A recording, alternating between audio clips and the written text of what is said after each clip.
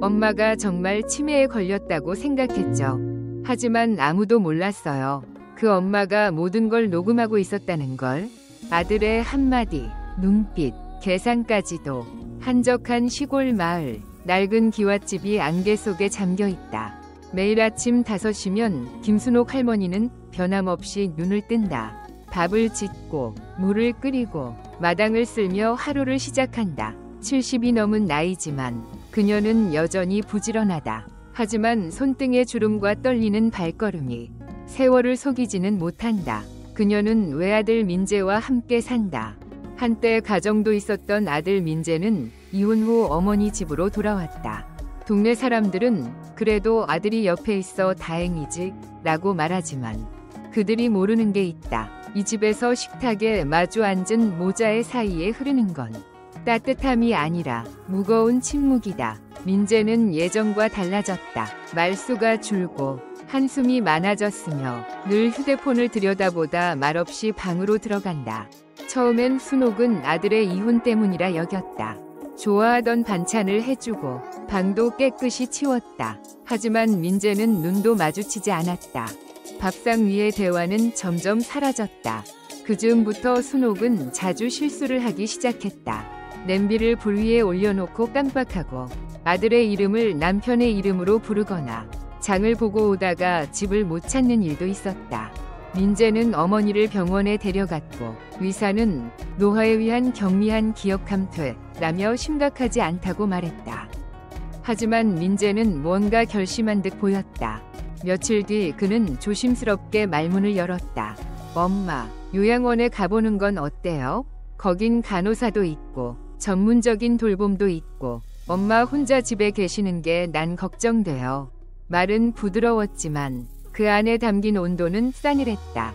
순옥은 아무 대답도 하지 않았다. 그저 조용히 고개를 끄덕였고 밥상을 치웠다. 그날 밤 그녀는 처음으로 잠이 오지 않았다. 그 후로 순옥은 말이 줄었다. 이혼 얘기도 하지 않고 소소한 질문도 하지 않았다. 겉보기엔 여전히 깜빡하고 실수도 하지만 그녀의 눈빛은 이상할 만큼 또렷했다.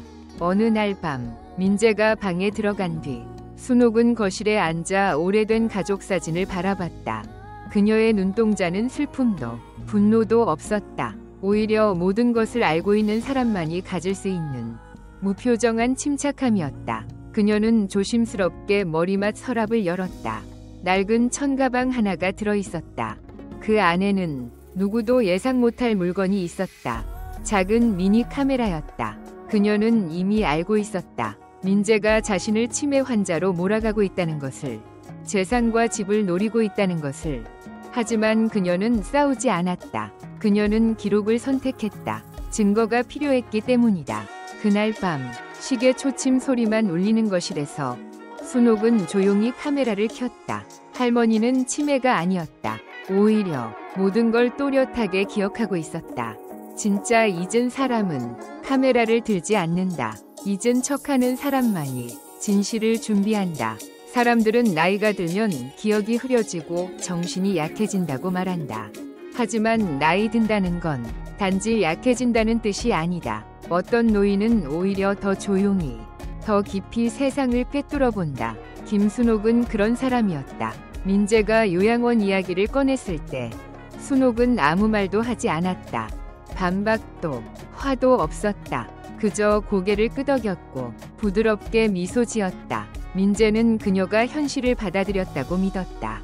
하지만 그것은 착각이었다. 순옥은 받아들이지 않았다. 그녀는 관찰하고 있었다. 그날 이후 민재의 태도는 눈에 띄게 달라졌다. 그는 자주 전화를 했고 말을 낮췄으며 몰래 서류를 꺼내보는 모습을 보였다. 순옥은 여러 번 아들이 서재에서 서류를 정리하고 방 안에서 속삭이는 것을 보았다. 어느 날 그녀는 이런 말을 들었다. 네, 어머니가 치매가 심해요. 가끔씩 알아보지도 못하고 종종 위험한 행동도 하시고 네, 서류만 정리되면 집도 빨리 정리할 수 있을 것 같아요. 심장이 무너지는 듯한 느낌. 하지만 그녀의 얼굴엔 아무런 흔들림도 없었다. 그녀는 여느 때처럼 주방으로 향해 조용히 채소를 손질했다. 그 순간 그녀는 확신했다. 이건 단순한 무관심이 아니다. 이건 계획이다. 그날 밤 그녀는 잠을 이루지 못했다. 침대 머리맡에 앉아 이불 끝을 꼭 쥐며 생각했다.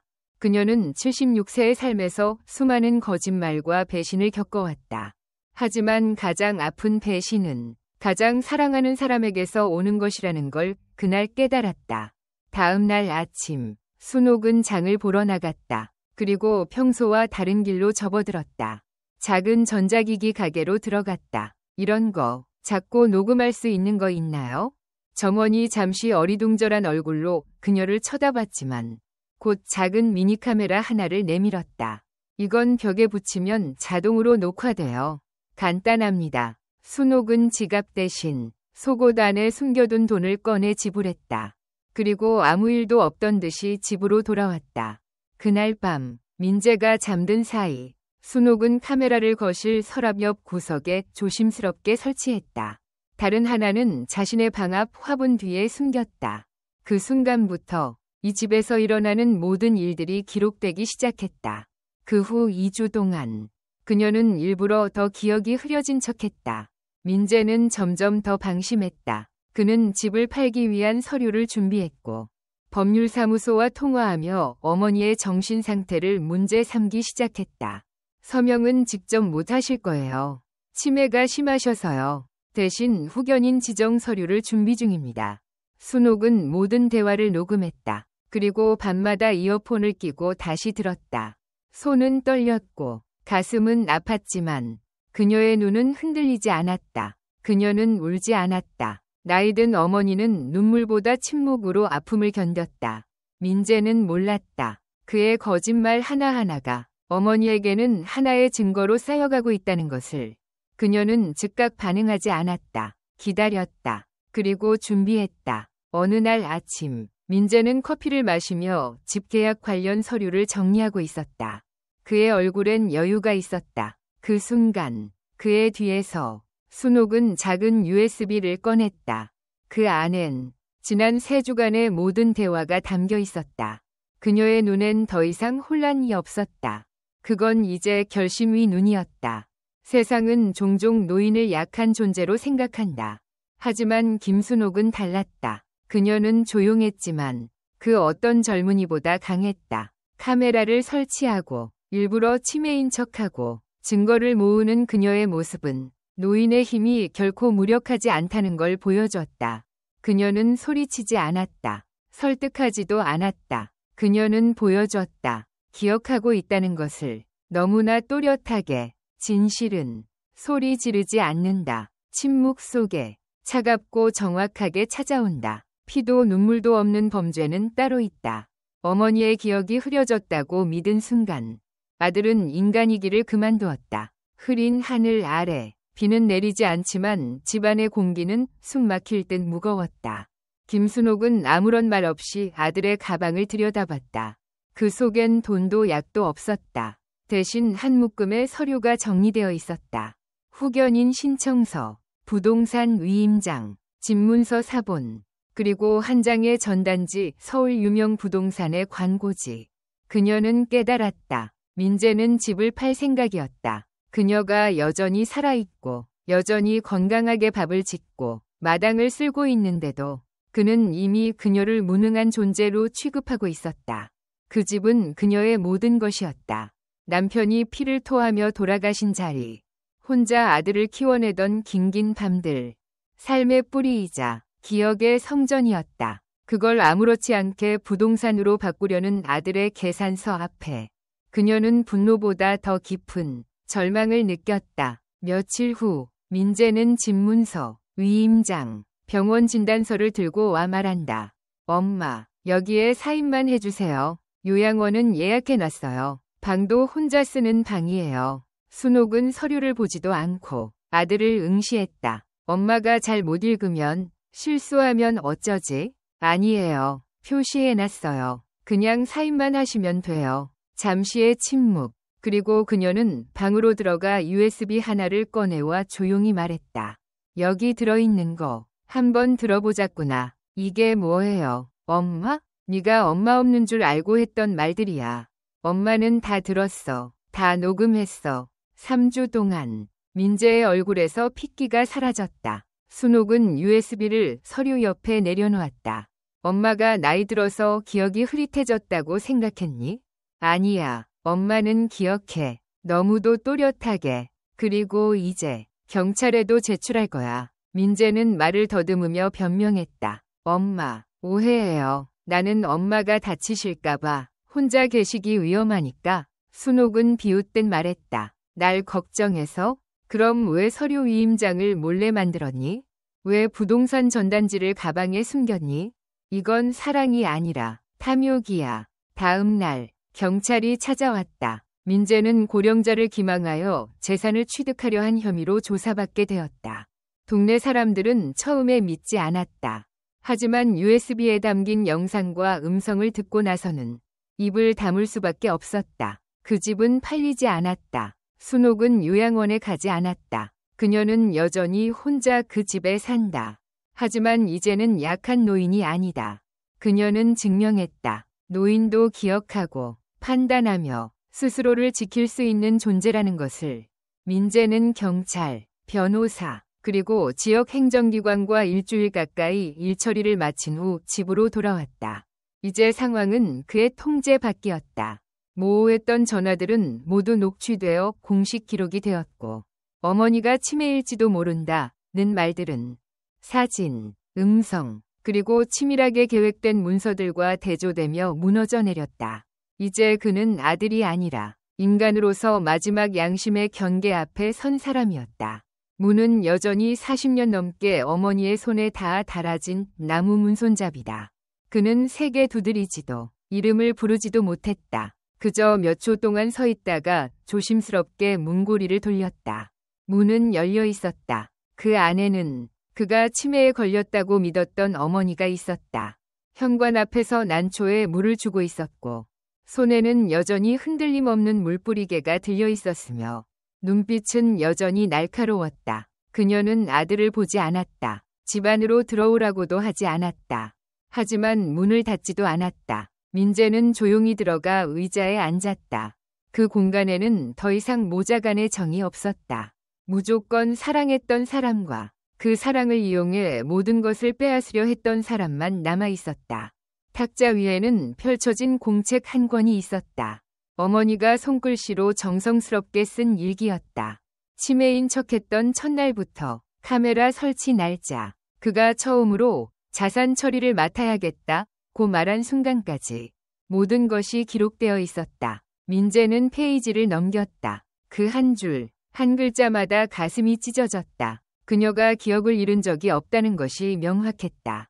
그녀는 침묵 속에서 인간의 본성을 지켜보고 있었던 것이다. 꾸짖음도 눈물도 없었다. 하지만 그 공간에는 보이지 않는 재판이 열리고 있었다.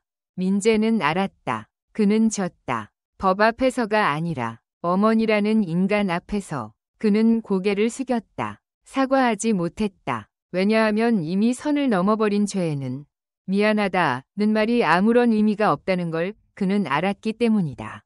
어머니는 그를 보지 않았다. 그녀는 조용히 자리에 앉아 차를 따르더니 찻잔을 그의 앞으로 밀었다. 아주 사소한 동작이었지만 그의 마음은 산산조각 났다. 그리고 그녀는 말했다. 길지 않았다. 훈계도 아니었다. 엄마는 치매가 아니었어. 엄마는 너를 시험한 거야. 그 한마디는 그가 쌓아 올렸던 모든 변명을 무너뜨렸다. 그는 말하고 싶었다. 돈이 궁했기에, 판단력이 흐려졌기에 어머니를 몰아세우려는 게 아니었다고. 하지만 입이 떨어지지 않았다. 사실 그는 그 모든 걸 했다. 요양원 준비, 후견인 서류 제출, 대리 서명 계획, 그리고 부동산 중개인과의 접촉까지. 그는 단 한 번도 엄마는 지금 어떤 마음일까? 라는 질문을 하지 않았다. 어머니는 천천히 일어났다. 뒤도 돌아보지 않고 방으로 향했다. 걸음은 느렸지만 단단했다. 그녀는 울지도 외치지도 않았다. 상처가 깊을수록 사람은 더 이상 울지 않는다. 단지 침묵하며 모든 신뢰를 거두어들일 뿐이다. 그날 밤 민재는 집에 머물렀다. 아무도 말리지 않았다. 하지만 그는 알았다. 그건 용서가 아니라 단 한 번이 기회였다. 그는 새벽에 일어나 마당을 쓸고 이불을 빨고 시장에 가서 죽을 끓였다. 그의 모든 행동은 자신의 죄를 조금이라도 씻고 싶은 몸짓이었다. 집안은 여전히 조용했다. 대화는 없었다. 단지 물 끓는 소리, 채소를 써는 소리, 슬리퍼가 복도에서 내는 미세한 마찰음만이 들릴 뿐이었다. 그는 컵을 꺼내려고 찬장을 열었다가 어머니의 가계부를 발견했다. 거기엔 이렇게 쓰여 있었다. 지난달 민재가 차 고친다고 3만 원 더 가져감. 진짜인지 아닌지는 모르겠지만 일단 적어둠. 나중에 잊지 않기 위해. 그건 그가 계획을 시작하기 2달 전 이야기였다. 그 순간 그는 깨달았다. 어머니는 모든 걸 알고 있었다. 단지 말하지 않았을 뿐이다. 말없이 모든 걸 지켜보며 절대 권력을 쥔 자처럼 침묵을 유지한 사람이었다. 분노하지 않는 어머니가 가장 무서운 존재였다. 주말이 되어 민재는 직접 공증사무소를 찾아가 모든 서류를 폐기했다. 부동산 중개인에게 전화해 매물 등록을 취소했고 관공서에 의임 철회서를 제출했다. 누구도 그를 시키지 않았다. 하지만 그는 알았다. 그녀가 아무 말도 하지 않았던 건 더 이상 자신을 아들로 여기지 않았기 때문이라는 것을. 서류는 모두 사라졌지만 모자 사이의 금은 결코 완전히 회복되지 않았다. 몇 주 뒤 김순옥은 지역 노인복지센터에서 자산보호 강연 요청을 받았다. 그녀는 아들의 이름도 잘못도 말하지 않았다. 단지 치매인 척한 어머니가 자식의 진심을 확인했던 이야기를 조용히 전했다. 강연이 끝난 뒤 많은 노인들이 다가왔다. 카메라 설치법, 녹음 방법, 증거일기 작성법을 묻는 이들. 그리고 한 어르신이 말했다. 나는 이런 게 필요 없다고 생각했는데 이제 생각이 달라졌어. 김순옥은 조용히 미소 지었다. 약자가 아니었다. 그녀는 승자였다. 아들을 깬 것이 아니라 자신을 지켜냈기에, 그리고 같은 세대에게 일어서는 방법을 보여줬기에. 용서한다고 해서 침묵해야 하는 건 아니다. 사랑한다고 해서 당해도 되는 건 더더욱 아니다. 그날은 잔잔한 비가 내렸다. 세차게 쏟아지지는 않았지만 오래오래 끈질기게 빗방울이 마당의 콘크리트 위로 천천히 퍼지며 집안의 공기마저 축축하게 만들었다. 김순옥은 얇은 비옷을 입고 문을 나섰다. 손에는 한가득 서류가 든 낡은 가방이 들려 있었다. 민재는 주방에서 조용히 설거지를 하고 있었다. 서로 아무 말도 하지 않았다. 어디 간다고 말하지 않았지만 둘 다 알고 있었다. 오늘 그녀는 경찰서에 고소장을 제출하러 간다. 한때 어머니와 아들이었던 그 관계는 이제 고소인과 피의자의 관계로 바뀌고 있었다. 76세의 노인은 마을버스 5번을 타고 동사무소와 경찰서가 있는 지역으로 향했다. 창밖으로 보이는 회색 하늘. 그녀의 눈빛은 흐리지 않았다. 가방 안에는 전부 있었다. 민재가 전화로 주고받은 음성 녹음, 이메일 교신, 카메라에 담긴 영상, 그녀가 쓴 일기장 일부, 그리고 법률 상담 결과 요약서까지. 그것은 단순한 어머니의 오해가 아니라 정확히 계산되고 기록된 증거였다. 경찰서에 도착한 그녀는 조용히 접수 창구로 갔다. 처음엔 직원들의 반응이 무덤덤했다. 어르신, 무엇 때문에 오셨어요? 아들이 집을 판다고요? 그러나 그녀가 가방을 열고 서류와 USB를 하나씩 꺼내고 영상을 보여주며 타임라인을 설명하자 사무실 안은 정적에 휩싸였다. 화면 속에서 또렷이 들려왔다. 엄마는 치매가 심해서 아무것도 모르세요. 그냥 서류 정리하면 내가 전부 할 수 있어요. 집은 빨리 팔고 병원비 명목으로 처리하면 돼요. 순옥은 고개를 들고 말했다. 이게 단순한 자식의 실수입니까? 이건 계획적이고 반복적인 접근입니다. 이건 범죄입니다. 사건은 접수되었고 정식 수사로 전환되었다. 며칠 뒤 지역 커뮤니티에 사건이 퍼졌다. SNS에 올라온 글은 삽시간에 수만 건의 조회수를 기록했다. 치매인 척한 76세 노인. 아들의 재산 강탈 계획을 폭로하다 카메라가 모든 걸 증명했다. 댓글은 폭발적이었다. 와, 우리 엄마가 이걸 읽어야 해. 이건 우리 집 얘기랑 똑같다. 차이점은 우리 엄마는 증거가 없다는 것. 노인도 지켜야 한다. 이제는 딸, 아들 믿고만 있어선 안 된다. 지역 노인회와 법률지원센터는 즉각 반응했다. 노인을 위한 자산 보호 강의 개설, 무료 법률 상담, 고령자 대상 영상, 음성 기록 교육. 김순옥은 강사도 아니었고 전문가도 아니었다. 하지만 그녀는 현실을 바꾼 사람이었다. 불쌍한 피해자가 아니라 직접 싸운 생존자였다. 민재는 경찰서에 2차로 소환됐다. 초기에는 오해였다. 의도가 없었다고 말했지만 모든 증거가 명확히 정리되어 있었기에 더 이상 말할 수 없었다. 법은 감정을 보지 않는다. 행동을 본다. 그는 재산 강탈 미수 및 고령자 기망 행위로 조사 대상이 되었다. 김순옥은 고소를 철회할 수 있었지만 철회하지 않았다. 이유는 단순했다. 내가 물러나면 그 다음 노인은 누구한테 당할까? 사건이 보도된 후 기자가 그녀에게 물었다. 아들을 법에 넘긴 걸 후회하시지 않습니까? 그녀는 망설이지 않았다. 후회는 내가 처음부터 너무 믿었다는 거다. 하지만 법에 기대는 건 후회하지 않는다. 자식도 가족도 법 앞에선 다른 사람일 수 있다. 그녀의 목소리는 떨림없이 단단했고 그 말은 마치 사회 전체에 날리는 경고 같았다. 노인학대는 종종 뉴스 한 줄로 끝난다. 하지만 이번에는 달랐다. 사람들은 단순한 분노를 넘어서 행동으로 바뀌기 시작했다. 집에 CCTV 설치, 재산 공동명의 해지, 후견 계약 조건 재검토, 자녀들과의 서면 약속 작성. 김순옥이 던진 돌멩이는 고요해 보였던 호수에 큰 파문을 일으켰다. 그녀는 상도 받았다. 지역 노인복지상 용기상. 하지만 그녀는 시상식에 가지 않았다. 트로피보다 중요한 건 내가 나를 지켜냈다는 사실이다. 그녀는 여전히 작은 집에서 산다. 꽃에 물을 주고 혼자 밥을 해먹고 일기장에 매일 한 줄씩 쓴다. 오늘 일기의 내용은 이랬다. 오늘도 내가 내 편이었다. 그리고 그게 제일 중요했다. 용서로 모든 것이 끝나는 건 아니다. 어떤 상처는 피 한 방울 흘리지 않아도 평생 흉터로 남는다.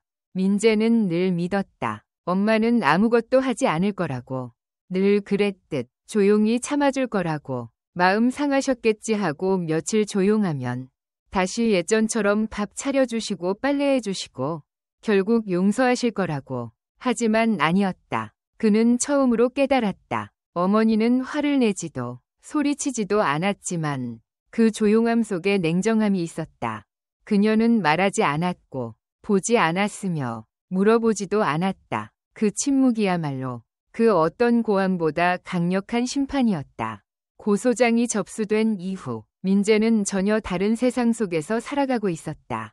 자신이 더 이상 상황을 통제하지 못한다는 것을 뼈저리게 느끼고 있었다. 그는 새벽 4시에 일어났다. 일찍 일어나려는 습관 때문이 아니라 잠들 수 없었기 때문이다. 그는 매일 새벽 어머니가 꽃에 물을 주는 모습을 보며 자신이 과거에 변호사에게 말한 한마디가 떠올랐다. 엄마는 인지 능력이 없습니다. 위임장 진행해도 될 것 같습니다. 그 짧은 말 한 줄이 이제 와서 스스로의 가슴을 칼날처럼 찔렀다. 민재는 일기를 쓰기 시작했다. 엄마에게 보여주기 위해서가 아니었다. 스스로를 응징하기 위해서였다. 그는 자신이 했던 잘못을 한 줄 적었다. 핑계도 변명도 없이. 어느 날 그는 이렇게 썼다. 나는 엄마가 나를 절대 포기하지 않을 거라 믿었다.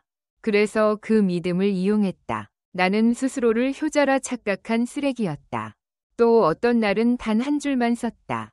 내가 엄마라면 절대 용서하지 않았을 거다. 집안은 적막했다. 예전엔 웃음소리와 TV 소리가 끊이질 않던 공간이 이제는 모기 소리조차 크게 들릴 정도로 고요했다.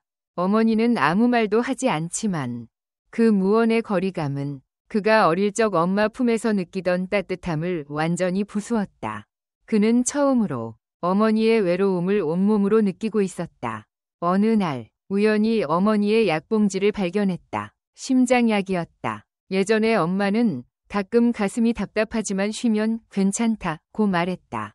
하지만 그건 거짓이었다. 어머니는 병을 숨기고 있었고 그가 요양원에 보내야겠다는 계획을 짜고 있던 그 시기조차 어머니는 조용히 아픈 가슴을 끌어안고 있었던 것이다. 그날 밤 민재는 조용히 주방 바닥에 주저앉아 약봉지를 껴안고 오열했다. 자신이 세상에서 가장 비열한 자식이라는 사실을 처음으로 인정했다. 며칠 뒤 어머니는 종이 한 장을 그에게 내밀었다. 고소 취하서였다. 하지만 접수하지 않은 상태였다. 그녀는 단 한마디만 했다. 이미 사인했다. 하지만 보내지는 않았다. 네가 과연 용서받을 자격이 있는지 보기 위해 남겨두었다. 그녀는 그 말을 끝으로 방으로 들어갔다. 민재는 그날 밤 10장에 달하는 긴 편지를 썼다. 어머니에게 쓰는 것이 아닌 10년 후에 자신에게 보내는 편지였다. 다시 한 번이라도 엄마를 이용하려는 마음이 든다면 바로 경찰서로 걸어 들어가라. 이번엔 엄마가 용서하지 않을 것이다.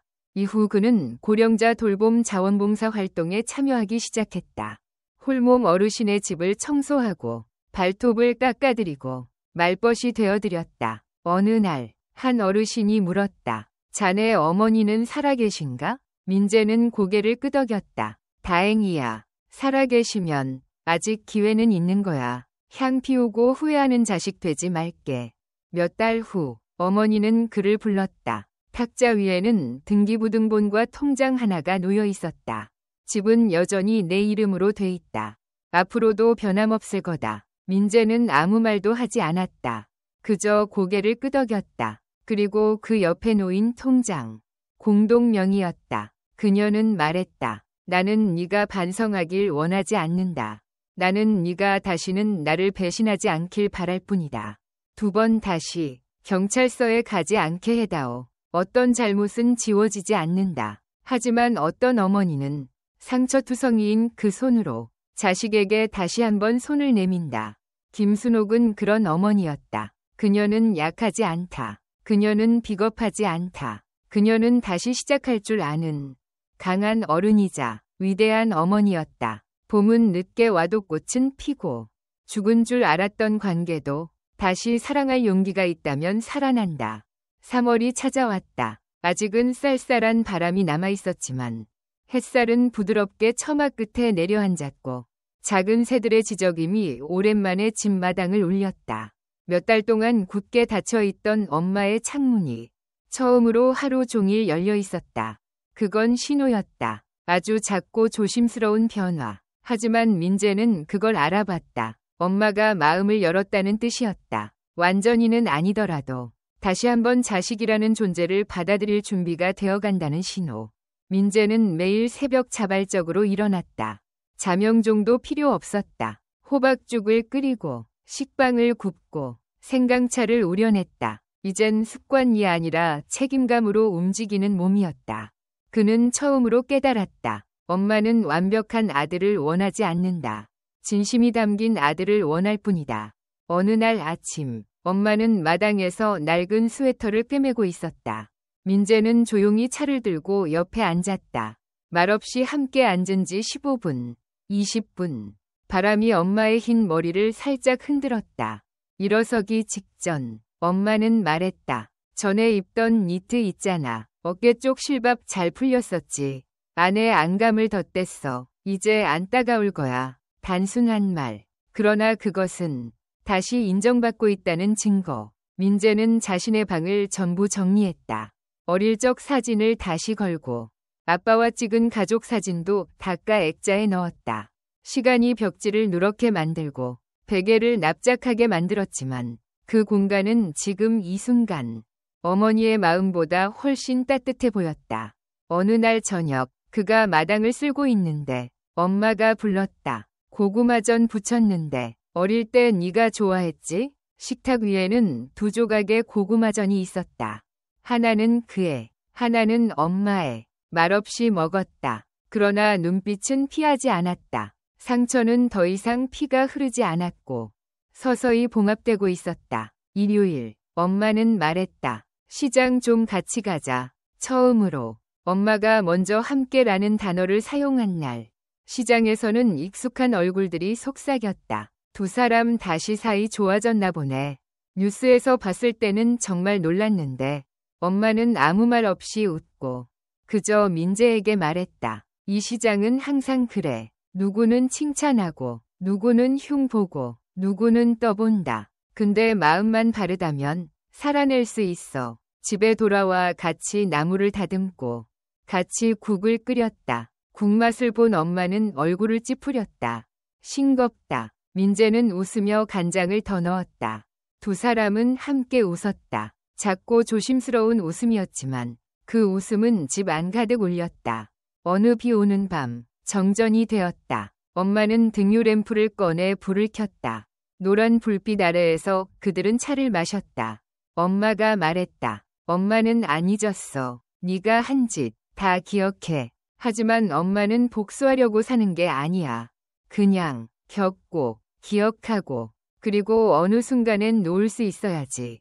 민재는 가만히 엄마를 바라봤다. 그리고 조용히 말했다. 엄마가 잊지 않아도 괜찮아요. 하지만 엄마가 날 바라만 봐줘도 나는 매일 조금씩 더 나아지고 싶어요. 4월 2되자 정원에 꽃이 피기 시작했다. 엄마는 여러 번 꿰매 입은 낡은 스웨터를 입고 붉게 핀 꽃무더기를 바라보며 차를 마셨다. 그녀의 옆에 민재가 서 있었다. 한참을 조용히 바라보다가 엄마가 말했다. 내 아버지는 봄마다 매일 아침 이 꽃들에 물을 줬어. 지금은 물 주는 사람이 바뀌었네. 민재는 말했다. 이제 제가 줄게요. 그리고 절대 다시는 시들게 하지 않을게요. 그날 밤 엄마는 식탁 위에 등기부등본을 올려놓았다. 그에게 건네지도 않았고 소유권 이전 이야기도 꺼내지 않았다. 그냥 놓아두었다. 신뢰에 대한 새로운 시험이었는지도 모른다. 민재는 손도 대지 않았다. 그저 쪽지 한 장을 써서 그 밑에 끼워뒀다. 엄마가 이 등기부를 계속 가지고 있는 한 저는 매일 증명해 보일 이유가 생기는 겁니다. 다음 날 아침 서류는 그대로 있었고 그 밑에는 엄마의 메모가 있었다. 증명은 말이 필요 없다. 엄마는 그냥 보고 있으면 알아. 봄은 빠르지 않았다. 하지만 분명 왔다. 이번 봄은 꽃만 피운 게 아니었다. 한번 부서졌던 모자의 인연도 다시 피어났다.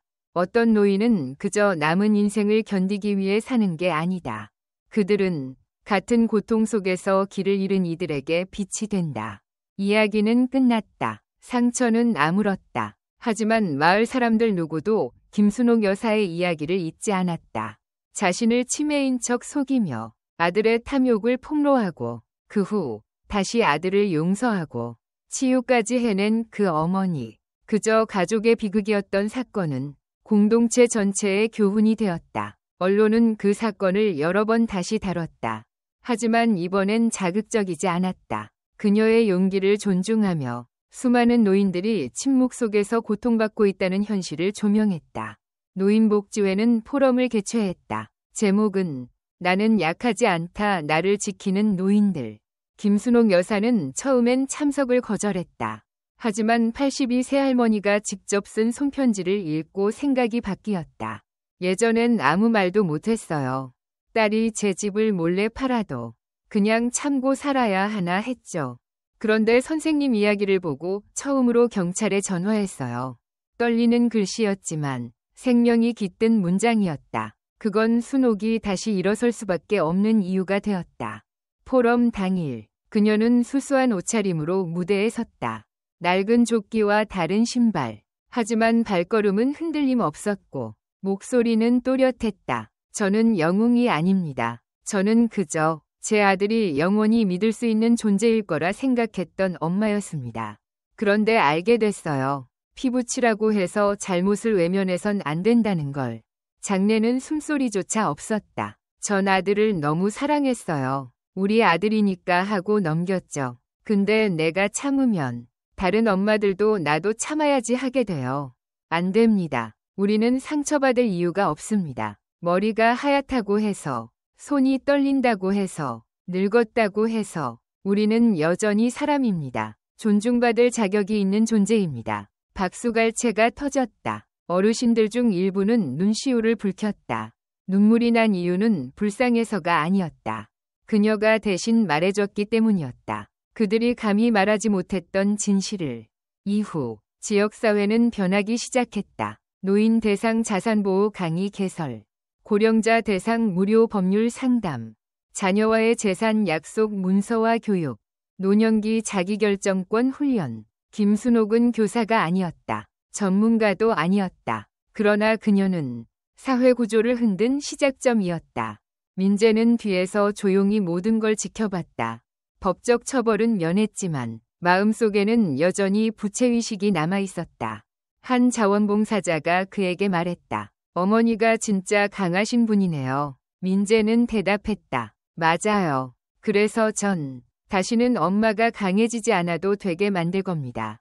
이번엔 제가 지킬 차례니까요. 연말이 되자 공영방송에서 그녀의 이야기를 다큐멘터리로 제작했다. 시간대는 황금 시간. 편집은 자극적이지 않았다. 배경음악은 조용했고 말수는 적었지만 그녀의 행동이 모든 걸 말했다. 남편의 사진을 닫고 아들과 밥을 먹고 정원을 돌보는 평범한 노인의 모습. 하지만 내레이션이 덧붙였다. 나는 내 아들이 용서받을 자격이 있어서 용서한 게 아닙니다. 나는 내 남은 인생을 미움이 아닌 평온으로 살고 싶었기 때문입니다. 그녀는 이제 매일 산책을 나간다. 사람들이 인사를 건넨다. 선생님, 기사 봤어요. 할머니 덕에 용기 냈어요. 우리 엄마도 따라 하셨어요. 그녀는 웃으며 고개를 끄덕인다. 그리고 혼잣말처럼 중얼인다. 내가 목소리를 낼 줄 몰랐던 시절이 있었지.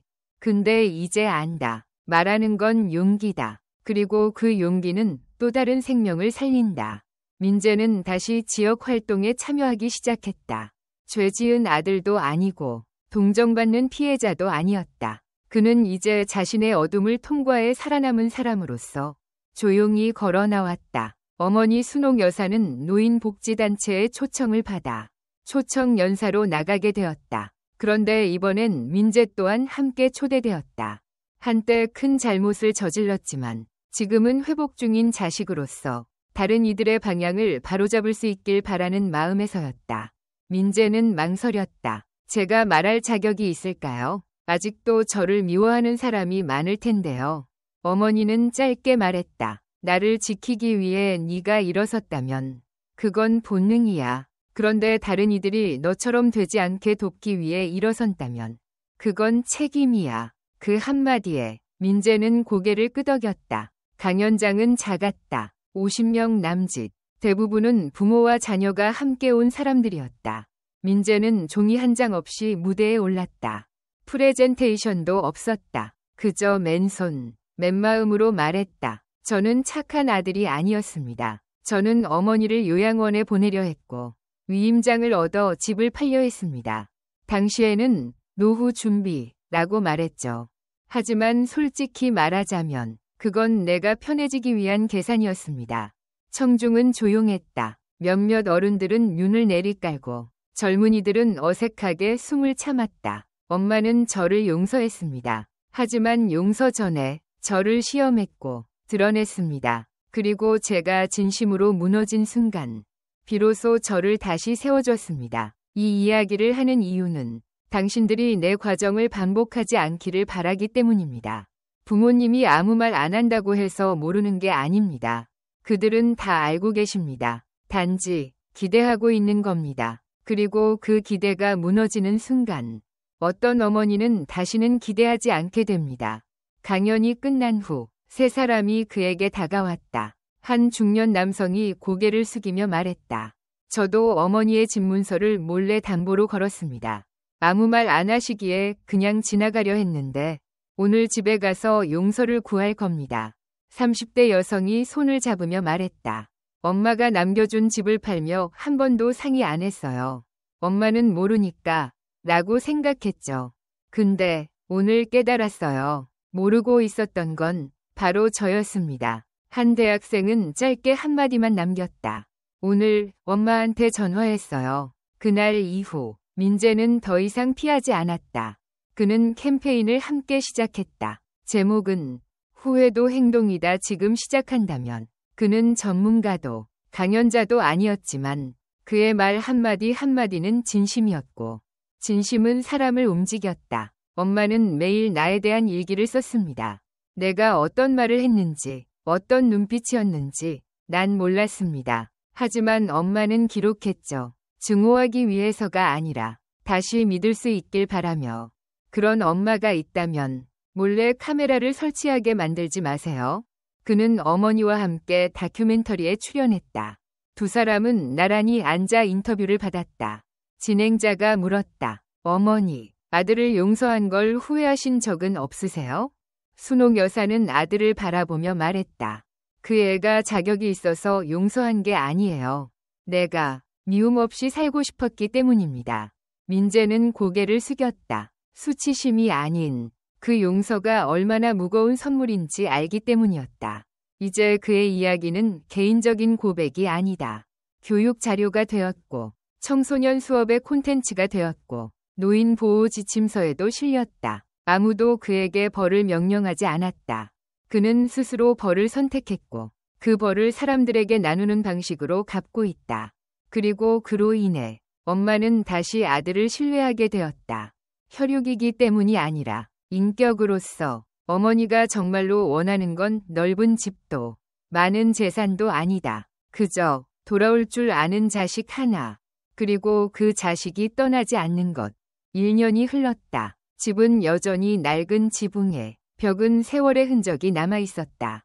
마당 앞에 부겐빌레아는 여전히 아침마다 활짝 피었다. 하지만 분위기는 완전히 달라졌다. 더 이상 숨막히는 침묵도 없고 더 이상 같은 공간에 있으면서도 마음은 멀어진 관계도 없었다. 이제는 이곳이야말로 진짜 집이었다. 민재는 이제 단순히 반성하는 아들이 아니었다. 그는 삶의 방식을 바꾼 한 사람이 되었다. 부서진 울타리를 수리하고 부엌에 선반을 달고 오래된 천장 선풍기를 교체했다. 그것은 속죄가 아닌 이제서야 갖춘 진짜 책임감이었다. 매일 아침 그는 어머니가 좋아하는 잔에 생강차를 따랐다. 밥을 짓고 설거지를 하고 시장에서 장을 볼 줄도 알게 되었다. 어머니는 많은 말을 하지 않았지만 표정은 부드러워졌고 발걸음은 가벼워졌다. 이제는 손 떨리며 가계부를 적지 않는다. 이제는 혼자가 아니라는 걸 알고 있기 때문이다. 어느 저녁 두 사람은 마당에 앉아 낡은 가족 앨범을 펼쳤다. 아버지 등에 업힌 아기 민재, 첫 이유식을 먹던 모습, 학교 앞에서 웃고 있는 아이. 어머니가 물었다. 이 사진들 기억나니? 민재는 웃으며 말했다. 기억은 잘 안 나요. 하지만 엄마가 기억하고 있잖아요. 대신 오늘부터는 엄마가 웃으며 기억할 수 있는 추억을 더 많이 만들게요. 어머니는 대답하지 않고 오래된 사진 한 장을 천천히 쓸어내렸다. 그날 밤 가벼운 비가 내렸다. 어머니는 낡은 이불을 꺼내 아들 방에 놓아주었다. 민재가 말했다. 엄마, 나 이제 다 컸어요. 이런 건 안 해도 돼요.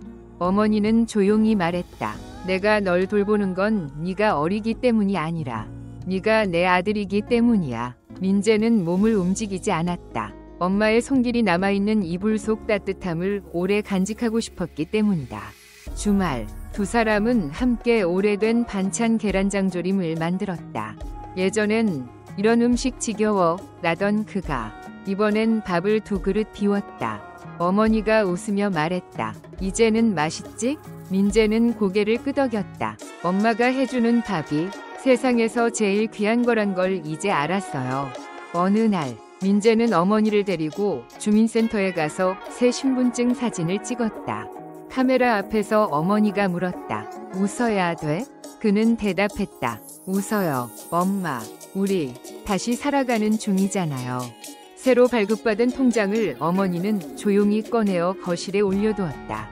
공동명의였다. 그녀는 말없이 오래된 다관을 새로 사와 거실 한가운데 놓았다. 더 이상 아껴둘 필요 없어. 따뜻한 차 한 잔. 네가 옆에 있고 웃음소리 들리면 그게 내 노후야. 이제 더 이상 뉴스에도 방송에도 나오지 않는다. 동네 사람들의 수군거림도 시선도 사라졌다. 오직 남은 건 단 하나. 상처를 치유한 두 사람의 평범한 일상. 이 뜻깊은 이야기를 들어주셔서 진심으로 감사합니다. 여러분의 소중한 의견을 댓글로 남겨주세요. 매일 밤 이야기 하나 채널을 구독하시면 삶 속에 더 많은 의미와 따뜻한 이야기들을 만나실 수 있습니다.